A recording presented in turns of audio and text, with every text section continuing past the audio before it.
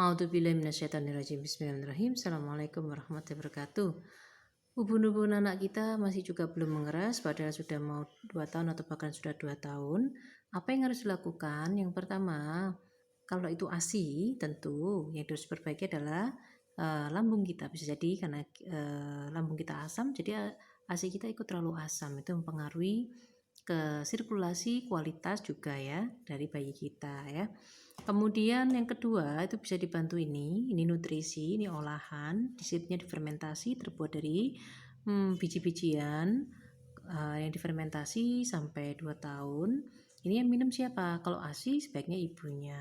Nah sekarang kalau anaknya tidak ASI, anaknya sendiri bisa minum. Nah kalau anaknya bisa minum, itu kembali kepada kemampuan manajemen psikologis yang ibu. Ini akan menjadi mudah diminum anaknya jika psikologis ibunya tentu saja positif. Tapi jika psikologis ibunya tidak positif, maka sebaiknya akan jadi ruwet akhirnya. Maka sebaiknya dipositifkan supaya tidak jadi ruwet. Lalu yang perlu diperhatikan lainnya adalah membantu aliran darah dan menenangkan seluruh tubuh ya, elemen tubuh bukan hanya darah tapi juga ada pembuluhnya, ototnya, organnya.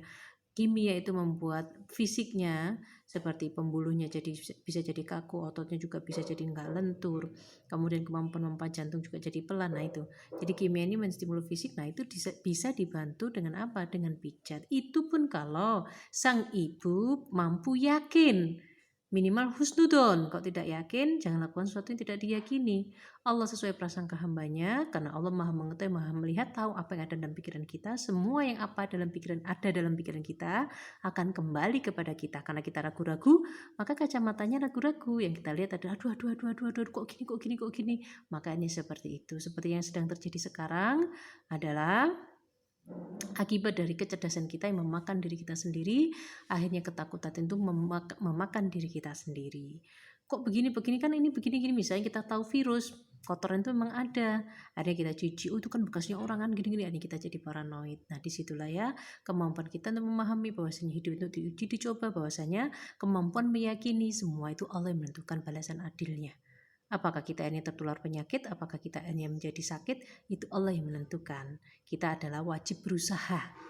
Ikhtiar itu adalah kewajiban manusia dengan mengedepankan hal-hal yang disukai oleh Allah. Karena kita ciptaan Allah dan yang memberikan kesembuhan adalah Allah. Hidup milik Allah, maka perhatikanlah kehalalan itu sangat penting. Baik itu secara bahan ataupun secara teknik ya. Nah, dimohonkan informasinya ini bisa membantu, bisa membawakan banyak manfaat. Tidak bisa bicara banyak soal nutrisi. Kenapa? Karena ini adalah herbal. Dalam keyakinan saya, herbal itu sesuatu yang kita niatkan. Nomor 1 ya, mempengaruhi dari kinerja herbal itu adalah niat dari si pembuat itu sendiri.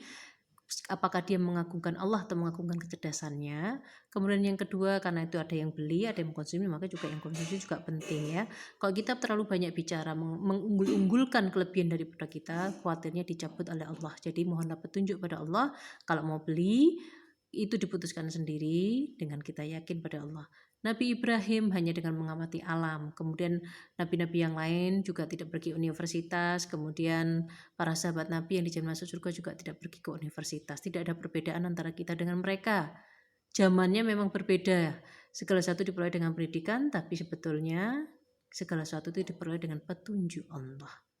Akal kita, kecerdasan kita sering melahap kita pelan-pelan karena kita mengandalkan akal, kita tidak bertanya pada Allah, tidak mohon petunjuk pada Allah. Maka dari zaman dahulu sampai zaman sekarang sama-sama semuanya adalah dari Allah, tidak ada yang berubah.